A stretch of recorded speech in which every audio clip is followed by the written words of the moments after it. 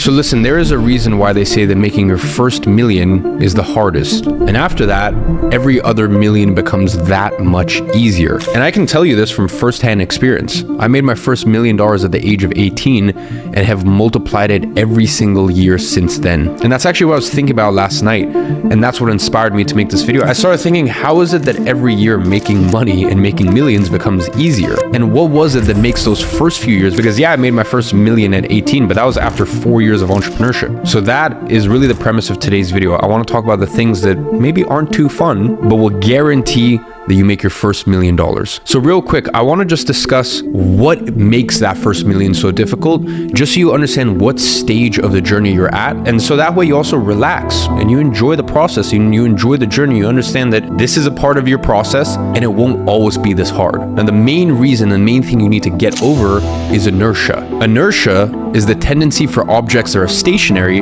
to stay stationary. Let me put it very simply.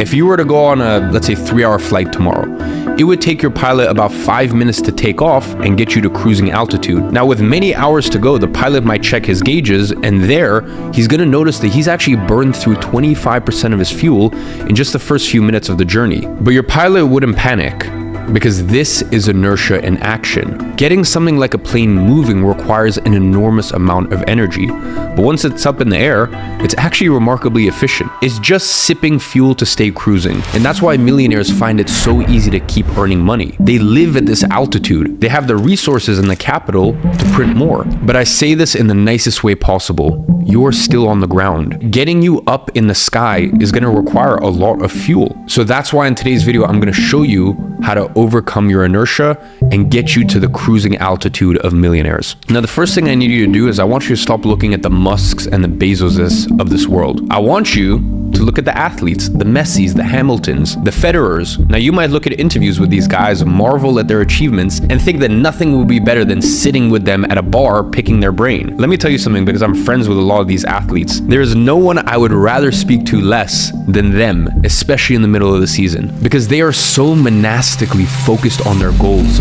battling fatiguing diets and suffering through intense training regimes, that they are literally the least interesting people in the world. They don't have the time or energy to dedicate to a conversation, and they haven't consumed a piece of popular media in months. You're not going to learn what they think of a film or a celebrity gossip. They are in their bed at 9 p.m. every night and treating their bodies like a temple. In other words, these people aren't well-rounded. They don't do moderation. And guess what? To make your first million, that's what's required of you. You need to remove the idea that you're going to be this perfectly well-rounded gentleman just dancing and sauntering through life. If you are serious about making real money, you need to accept that everything you do needs to be singularly focused when you're first starting out. And before this starts to sound too much like inspiration porn, I need you to understand that this isn't the ideal human state. Humans need social interactions. Humans need hobbies. They need every element of the hierarchy of needs fulfilled. But what you'll need to do to overcome inertia is so painful, so repulsive to the human condition, that most people never do it. You need to accept that for the next 6 to 12 months, you're going to be less well-rounded. You're going to lose friends. You're not going to learn that language that you've always wanted to, or you're not going to hit your personal bests in the gym. Once you think of your life like that flight, it's easier to understand. You need to sacrifice a hell of a lot of fuel now to cruise at that millionaire altitude later. And I can tell you this is something I personally experienced 2017 and even 2018 when I made my first million, all the way even to, I'd say, 2019. Those 3 years between 2017, 18, and 19, I had no hobbies. I didn't see my friends. I didn't do anything. And the funny thing is, as my career progressed, I reintroduced those hobbies and I ended up making substantially more money. But for that beginning stage, I had to just focus. That new hobby I wanted to learn? No. Oh, coffee catch-ups with friends? No. Watching some new Netflix TV show? No. When you are first starting out, you just have to be in a season and a period of your life where you say no to absolutely everything and anything that doesn't have a clear correlation to your goals. Now, this video is all about the principles you need to apply to make money. But I also appreciate that there's a lot of you watching this right now wondering, okay, how do I actually make money? And that is why I launched Digital Launchpad. It is the only educational platform in the world created specifically for this reason. Inside of it, you have a selection of 10 programs at the moment, countless ways to make money, taught by the best of the best experts in the world. And not only that, for the rest of the year, we have one new program launching every single month. And you can get access to all of it for only $37 a month, or for less than 73 cents a day if you get the annual plan. So go ahead and check the first link in the description. I guarantee it's the best decision you make this year. Now, going back to my last point about distractions, if you look at one of the most famous figures in British history, the twice Prime Minister, the Duke of Wellington, maybe for those that didn't grow up in the UK like I did, this means absolutely nothing. But for anyone who's in the UK, you'll know that he is celebrated all over London with statues and pubs named in his honor, and his greatest victory was the defeat of Napoleon in the Battle of Waterloo in 1815. What most people don't know, unless you've read extensive books on him growing up like I did, is that he was actually a great musician. In fact, as a child, that's pretty much all he did. That's all he succeeded at. He was regarded by his teachers, his parents, and anyone he worked with as a failure. Then after being rejected for a marriage proposal and being told that he would amount to nothing, he did something that changed his life. He picked up his violin, he walked to his fireplace, he threw it in there, and he watched it burn. Now, if you don't already know, I'll just let you go ahead and research his impact to understand his importance in history. But safe to say, the reason I'm here and speaking to you in English is because he put away his childish distractions. He realized that his violin, as much as he loved it, and it was great, and it was a fun little hobby, was that and that only. A hobby. It was not the domain in his life that he was going to go out and conquer and achieve all his goals.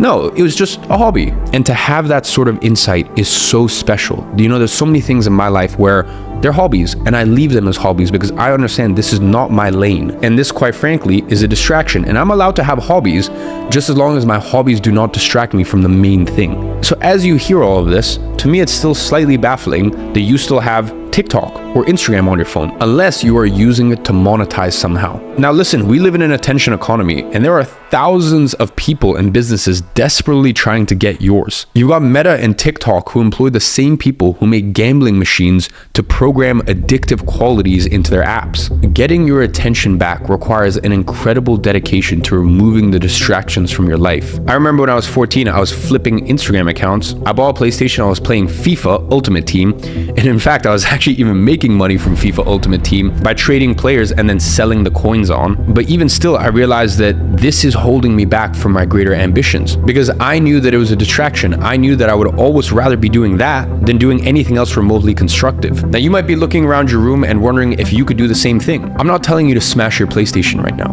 Instead, let's start small. Go into your phone and just delete any app that looks like it could take a second of your attention without giving you something in return. So that's right, Instagram, gotta go. Delete Twitter, delete TikTok. Now, if you are making money from these things, very different story. That's a topic for another day. And that's something that I'll be putting out a lot more content about in the future. But if you're on Twitter just because you like seeing random bullshit on there, how is that serving you? In life, you always want an equal exchange. So ask yourself, if you had a friend that all they did was take, and give you nothing in return, would you still want to be friends with them? Okay, cool. Well then, why are you on Twitter? Why are you on TikTok? Unless you're getting something back in return, why are you on these platforms? And by the way, I'm on these platforms. You might even be following me on these platforms. So it's not in my best interest to tell you to delete them, but just fucking delete them. And I hate to be the one to say this, but these distractions aren't limited to technology. If you're watching this, more than likely your friends are trying to invite you on Fridays to have little gaming parties, or maybe go get shit-faced at the local bar. Now, I'm not saying that you need to cut these people out forever or remove them from your life, because for me, honestly, it's very good for the soul sometimes to just go and be stupid with your friends and have fun and just act your age. Especially for boys, it's just good to be with your guys sometimes. And there's nothing wrong with that. But you need to understand, for the next 6, 12, 18 months, they are not going to be on the same wavelength as you. So you need to decide whether 7 hours of socializing and a hangover every week are really worth it to you right now. So as you're trying to get this plane off the ground, do you really want to do it in stormy conditions? Do you really want to do it with the winds working against you? Now is not the time for distractions. Now is the time for work. Unsurprisingly, this level of work and commitment is not sustainable. It's going to make you sick, and it's going to make you a pretty miserable person to speak to. So that's why you need to set realistic goals and a time limit to this dedication. And one of the most common mistakes I see people making when they start out is making wildly outlandish predictions and goals. You know, I'm willing to bet that if you scroll to the comments of this video, you'll see someone saying that they're going to comment again in a year's time when they're on a yacht with me smoking a cigar. And to that gentleman, take this in the nicest way possible. You're probably not. Now, in 3 years, 5 years, maybe 10 years, that could be a totally different story. And by the way, constantly in my life, I have these crazy situations where people that I was watching 10 years ago on YouTube or watching their content think, oh, it'd be so cool to meet this person or hang out with this person. We now meet as peers. So this stuff takes time. You just need to understand that in the short term, in the next year, you probably won't become a millionaire. And that's totally fine. Now, maybe your business does $1 million in revenue, but that doesn't mean that you're a millionaire. To me, what being a millionaire is actually having profited $1 million, as in taken home personally $1 million. That's step number one, or even better, having $1 million in cash. To me, that's what makes you a millionaire. So is it realistic that that's going to happen in 1 year? Probably not. Obviously, unless you have a pre-existing business, you have some pre-existing background, and you're just scaling up what you're already doing. But as a beginner, no, it's not realistic. And that's fine. But that's 1 year. What you can accomplish in 5, 8, 10, 15 years is beyond your wildest fucking imaginations. So to the people who have these wild aspirations with no timeline and realistic goals, they're forgetting the whole point of this video. That getting started is the hardest part of the journey. Take this as someone who's made hundreds, then thousands, then millions, then tens of millions. Your first 10,000 is always the hardest. But once you do, you'll have overcome the inertia that binds stationary objects. Next, you need to set a realistic time limit to achieve these goals in. I'm not saying this to be kind or to say that you need to work hard for 3 months and then give yourself a week break. I'm saying this because it is a biological fact that no human can sustain this level of focus and determination for a prolonged period of time. I said it earlier, humans need friends, we need distractions. So when someone tells me that they've been head down working furiously for 2 years with no breaks, I know that they're lying. Now, how do we tie this all together? Well, you've probably heard me talk about monk mode before. This is a protocol that I developed in my own life almost 5 years ago at this point. Listen, I'm in a good position with my life and my business where I don't require enormous amounts of effort to keep things moving. But a couple times a year, I go into monk mode. I enter into a state of massive dedication and focus, removing distractions from my life and becoming hyper productive. And whilst this almost always results in massive advances in my business, I'll be honest, I do this because I also like taking time off. I like socializing with my friends and being silly, which is why for me, I go into these periods of intense monk mode. And then from there, I have no guilt or I have no issues or I have no worries or concerns about being social, meeting friends, enjoying my life. Now you need to enter monk mode for a different reason. And listen, while I could talk about this for hours, the truth is if you're looking to enter into a monk mode, just go ahead on my YouTube and watch all of the videos I've made on it. In this video, I just want to explain how it relates to the first step of your entrepreneurial journey. You see, earlier I spoke about how you need to remove distractions in your life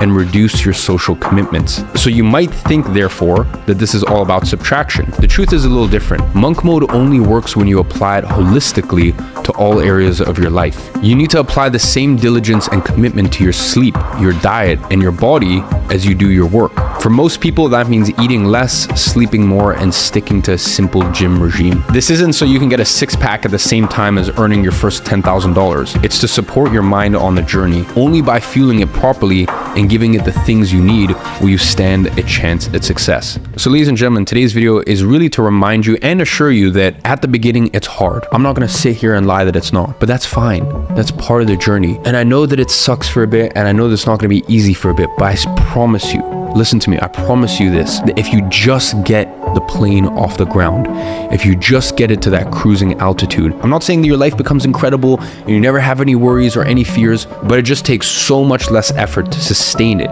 and keep the plane going than it does to get it off the ground. So that's why if you apply the principles that I mentioned in today's video, not only are you going to be able to get the plane off the ground, but you're going to do it in a way where you don't absolutely torment and torture yourself every day because your expectations have been set clearly. So on that note, I hope you enjoyed today's video. And as always, I'm watching from afar and I'm rooting for you.